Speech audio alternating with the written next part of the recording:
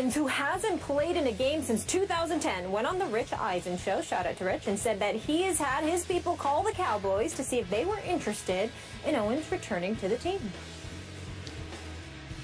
I'm not sure what the situation is. I think there are, you know, my name may have come up in discussion as far as bringing me in. But again, a lot of people are going to factor in my age as far as why I can't play. We all know what happened when I was there, and there were some things said where it kind of may have fractured, you know, the relationship between myself and Witten and Romo. And again, you know, time has passed, and hopefully, you know, they know that I've moved on beyond that, and maybe, hopefully, they have. But for me, you know, it's all about giving, you know, myself an opportunity. That's all I ever really wanted. Stephen A., 41-year-old Terrell Owens, what's your take? If you're looking at his birth certificate, it's absolutely ridiculous that he should be in the NFL. If you know T.O., if you see what type of shape he keeps himself in, way he takes care of himself, his body, etc., etc., I definitely think you should give him a look. I definitely think you should give him an opportunity, a chance. If you're the Dallas Cowboys, one would argue that you're in the midst of a Super Bowl run. You simply can't take that risk because it's not like Dez is not coming back this season. Dez is expected to be back. So if you're asking yourself the questions, well, what would we do with T.O. then? Of course, it makes sense not to bring him on board. If Dez is not going to come back, then again, you ask yourself, why not give him a chance? So it sounds like it's all over the place because it's so conditional when you look at T.O. as to what situation he should be invited into in terms of being given a chance to really show up. Here's my thing, Skip. I have a very, very sympathetic side towards Terrell Owens. Here is why.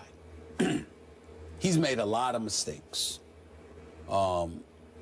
Folks, you called them, you know, team obliterator. Team obliterator, yeah. And, you know, terrible Owens at times. No, I didn't say that. You didn't say that when that wasn't you? No. Yeah, but I know you said team obliterator. That's your coin. I use Neo occasionally instead of T.O. That's right. You know. For me, there's no disputing what kind of effect he's had on locker rooms. But I've always been opposed to how premature his career ended.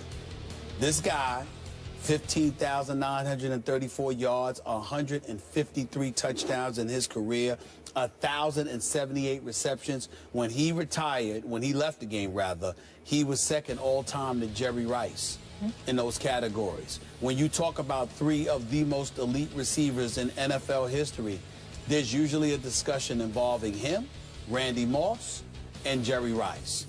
And I just look at it from the standpoint that regardless of the mistakes that he made, I just look at those who have been given other chances in the NFL. And I know this may not have anything to do with T.O. per se, but my God, when we see what has transpired over the last several years and guys who have been given other opportunities just to resurrect their career or to go out the way their numbers and their stature says they deserve to go out, I am just of the mindset that I would love to see him back in the game, just getting the chance. I didn't realize the last time he played was in 2010 in Cincinnati.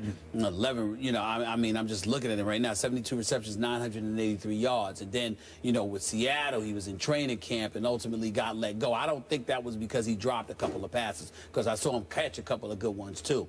I think that was primarily a product of the fact that it was a relatively young team with Russell Wilson and those boys, and you couldn't risk having T.O. with a young quarterback. I think that's what Pete Carroll was thinking. That's probably true. But I'm just of the mindset that it would really, really be nice. The circumstances have to be ideal, and I understand that.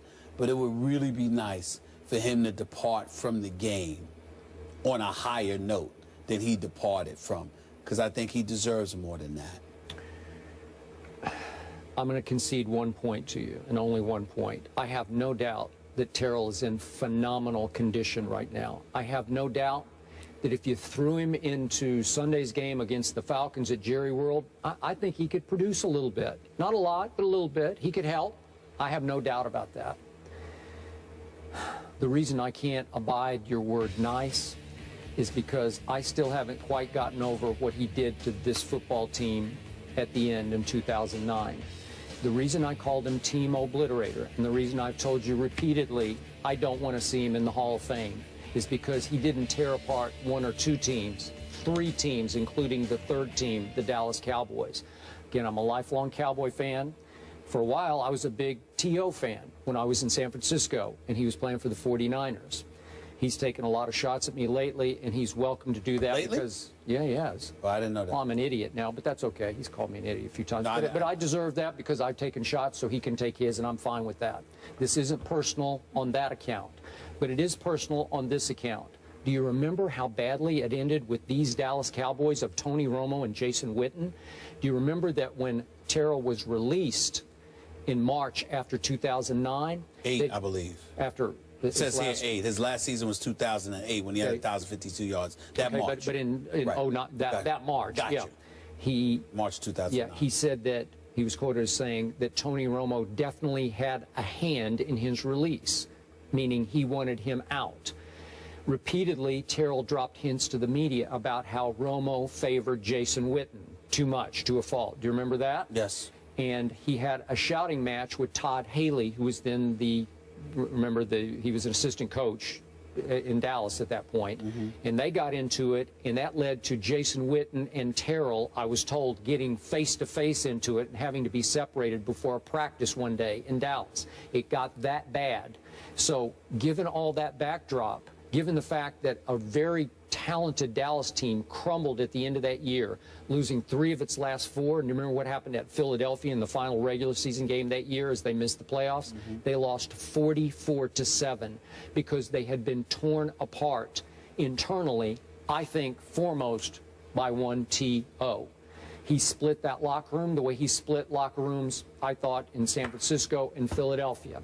My point is, there was so much bad blood that to have the audacity to think that you could make a call to Jerry Jones and say, hey, remember me, I'm available, is mind-blowing to me.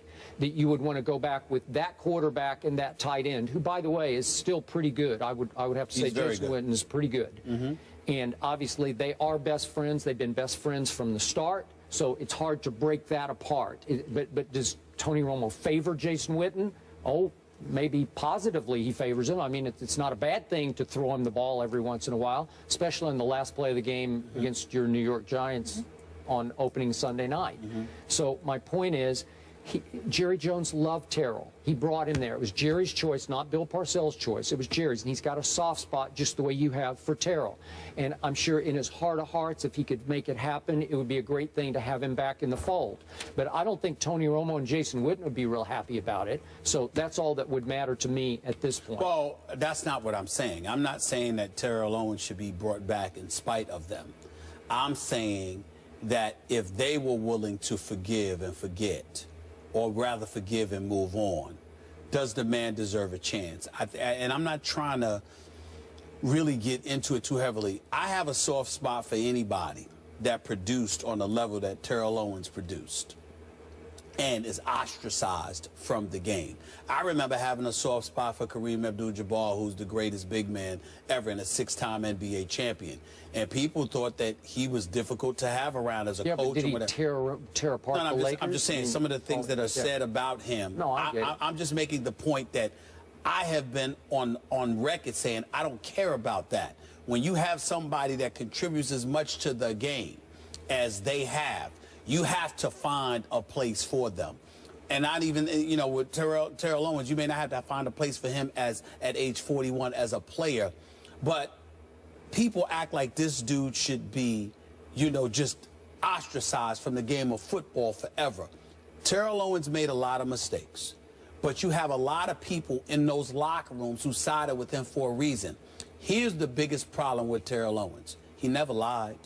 He told the truth. He just didn't know how to keep his mouth shut and get along for the better of the team. When he felt emotional about something, he was going to express himself. So again, he told the truth as he viewed it, as he saw it. Well, as he viewed, but I never heard anybody say he's lying. I've heard people saying there's more to it than his emotions will allow him to acknowledge. But I never once heard anybody say that he was lying. What they got on him about is that he would say stuff that obviously was in violation of quote-unquote the code. But Terrell Owens didn't reveal anything about other people's business. He revealed stuff about his own, what problems he was going through with somebody. I don't think in today's day, when we see some of the issues, when some of the people that are brought back into the league, that's a reason for this guy to be ostracized. Dallas is not the right situation in all likelihood for him, but I think he should get a chance to contribute to the NFL in some capacity, considering his greatness throughout the years. And as far as we know, he has not been brought in by Dallas, just made the call, his representatives, to the Cowboys organization. Cam Chancellor is back with his organization, though returning to the Legion of Boom. Jerome Bettis is in the house. He'll join the desk to offer his thoughts. This big addition back with the Hawks. That's next.